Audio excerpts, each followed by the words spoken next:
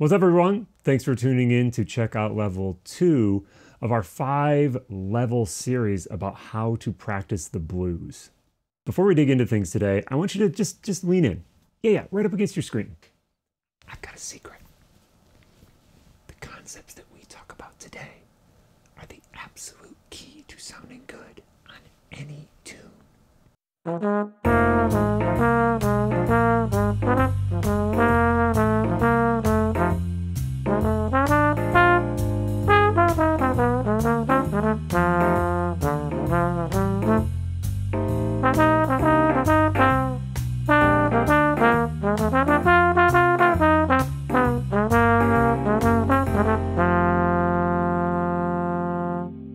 Okay, so that chorus of F blues sounded pretty straight up, maybe even a little bit simple. How can that possibly be the key component to improvising on the entirety of jazz? Now, I mean almost no hyperbole when I say that the concept that I hopefully illustrated in that chorus and that we're going to discuss today is something that will help you sound good on any song that you are improvising on. This concept is playing simple, blues-based, oftentimes pentatonic melodies and connecting those melodies to chord tones. Now, if this is a concept that you need practice on or these things really resonate with you watching this video today, I'd really encourage you to check out the virtual studio. Follow the link down in the description.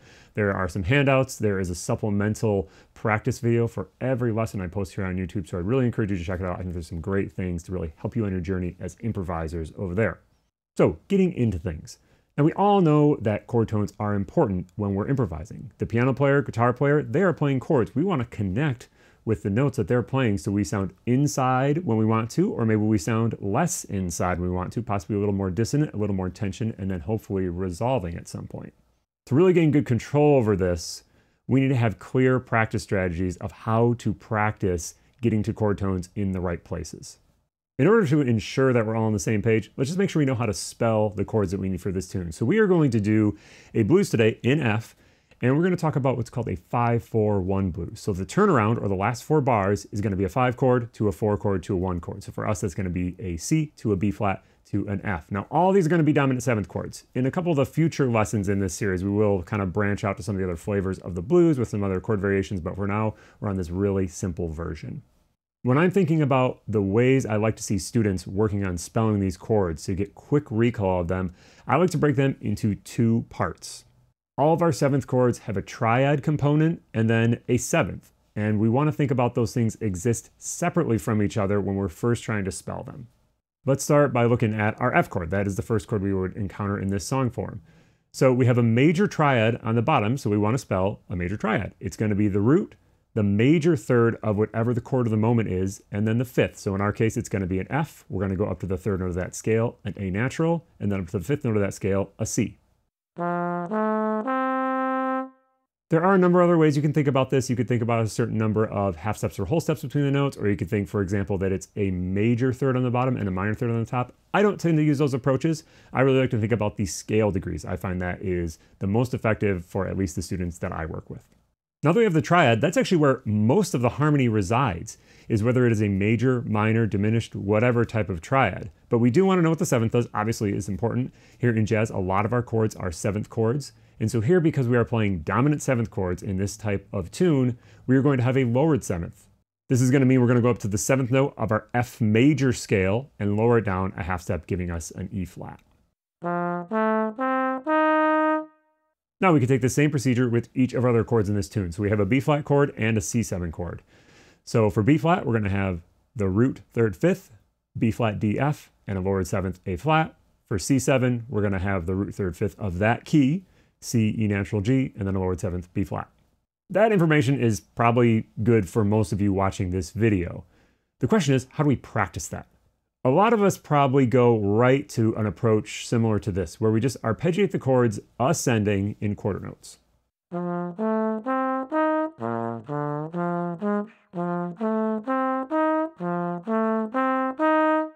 There's a certain amount of functionality to that type of practice that is important. However, that's probably not going to totally get us where we want to go as improvisers. Those are not very idiomatic ways that we would play these arpeggios. Again, you may need to do that to make sure that that information is there at quick recall.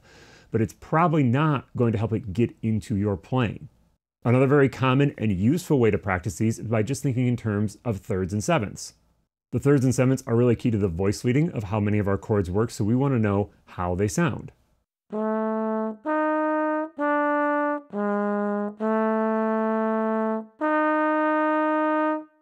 Again, another really important exercise, but we can't stop there. If we just do those two things, you're probably gonna have a good knowledge of how the chords are constructed, but it's gonna be difficult to apply them when you need them. So let's talk about some other things that you can do that are maybe less commonly practiced exercises that will help you so you can always get access to those chord tones when you need them. The first thing I would do is very similar to the first exercise, where we just arpeggio the chords, but go down through the chords, and don't go up through the chords first. I tend to find that students struggle when descending through these seventh chords.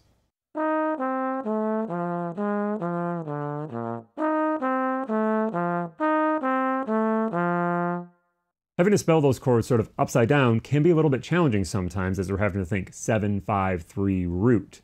But we need to be able to do that, again, to access the information very, very quickly. This would also go for practicing these in any inversion, whether that be ascending or descending. These are the type of things that are going to give you that quick recall. The next thing you might want to try is not playing the entire chord. So what if we just took the root and the third of each chord?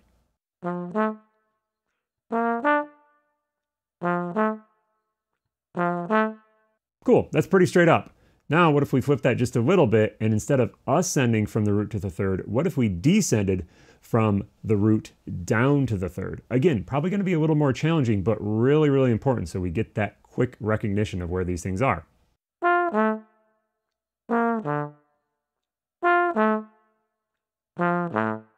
The final slightly different way of practicing these that you could try is just worrying about the triads. As I mentioned, the triad is where a lot of the harmony actually lives in these chords. Oftentimes, just thinking if we are major or minor is enough to get us relatively far down the road of sounding good. Now, yeah, we got to be careful it's a major 7, dominant 7th, obviously, but so much of the ideas that we might want to play are really just contained in the major or minor tonality of a chord. So working on just the triads is really, really useful. Now here, I would actually encourage you to do it in maybe a slightly more improvisatory fashion, rather than just kind of going up or down the triads. Try to break them up a little bit, be a little more musical, change the rhythm, all that type of stuff. The triads are relatively simple, so it's a great place where you can be a little bit more creative without having to feel like your brain is having to work too hard to keep track of that music theory.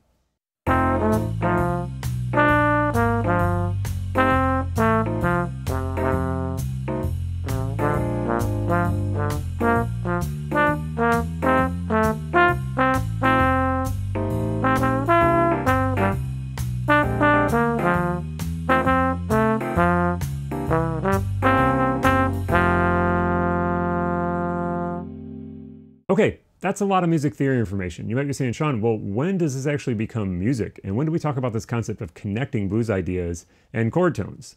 Having those strong foundations in knowing your chord tones is incredibly important to do this. Now, you don't have to do that first and think, I've got to have these chords in control before I start improvising. No, you can do both things at the same time, but don't neglect that you have to have instant recall, both from an ear standpoint and from a mental standpoint, about where those chord tones are, or else you're going to struggle to make those connections. Now, when we do start to apply some of this stuff, I often find students struggle to make this arpeggio stuff really work. They oftentimes end up playing solos that sound a little bit like this.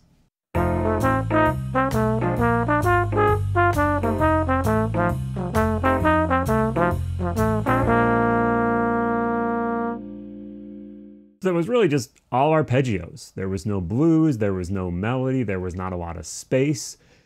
And because we're trying to fulfill that little checkbox of, hey, I played the chords, I hit the music theory checkbox, I must be sounding good, we sometimes can lose sight of how we really want to sound. This is where the concept of connecting chord tones to melodic content comes in. We don't need to just play the arpeggio to sound good and sound like we are inside the changes. You just need to be able to resolve to the chord tones and maybe play enough of the chord tones in key places that it feels like, oh, this melody is inside the changes. This is where connecting it to blues ideas comes in. There's a million different ways you can slice this, but just as an example, let's take a couple of phrases and think, what if I start with a blues idea and end on a chord tone resolution? Not necessarily an arpeggio, but a chord tone resolution.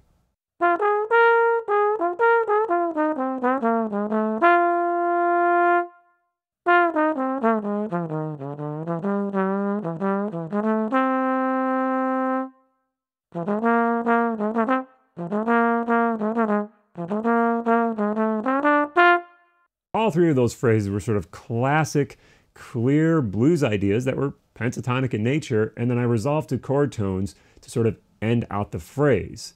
It's a great way to have like a really clear phrase structure that is also sometimes going to yield a bit of sort of a tension and release type of feel. When we're playing the blues scale, we're playing a lot of notes that are actually not in F major. We're playing A flats, we're possibly playing B naturals, we might be playing some B flats on an F chord. Those are all going to be slightly dissonant or tension filled. They're not wrong, they just want to resolve. And so that way when we do resolve to a chord tone, a couple of these I resolved on like an A natural, for example, it feels good. It feels like we're inside the changes. All right, what if I flipped that and I started with chord tones and finished my idea off with a blues idea?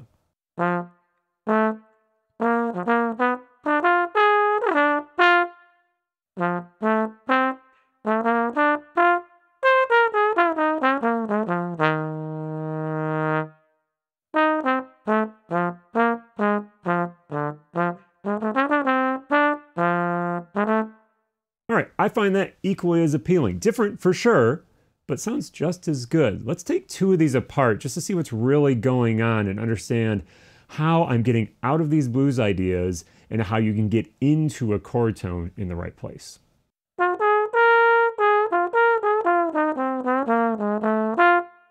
So if we look at that, really clear blues minor pentatonic idea to start with. Just right with the scale to the fourth, back down, jump back up to the fourth, and then all the way down. Now, I could have easily just resolved that to an F, and it would still sound great.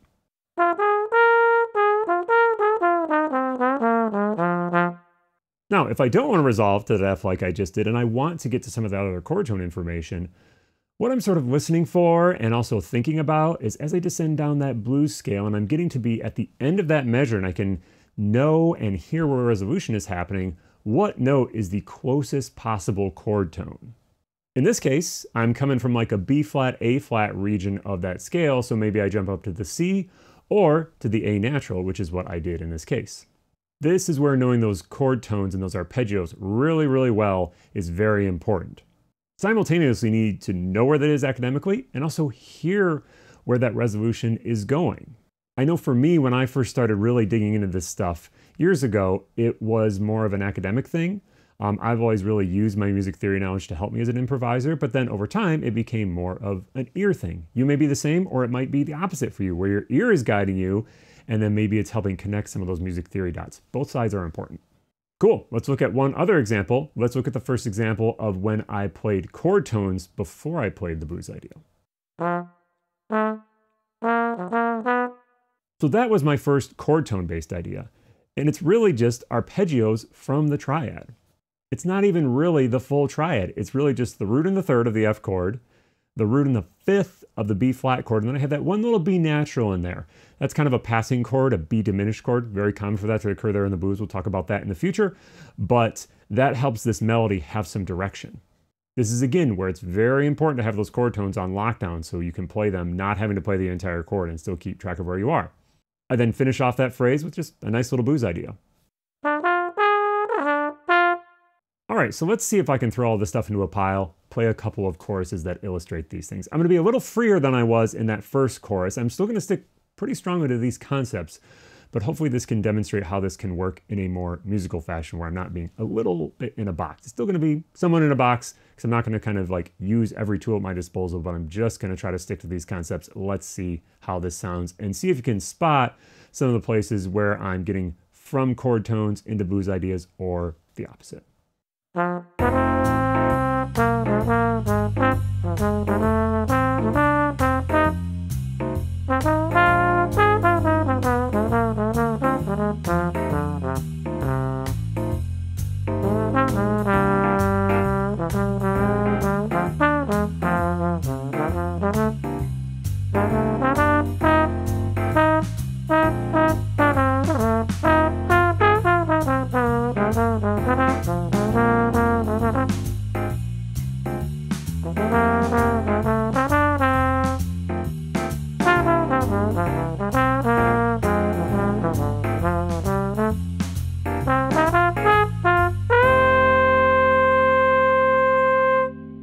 Cool. That does it for today. As I said, this is the key to being a good improviser. Everything else is superfluous if you cannot do this skill. Clear melodies, resolving to chord tones. It works on so many tunes, and if you were only going to choose to get a couple of things together to function as an improviser, this will make you sound good in so many settings. So give it some practice, see how it treats you. We'll see you in the woodshed.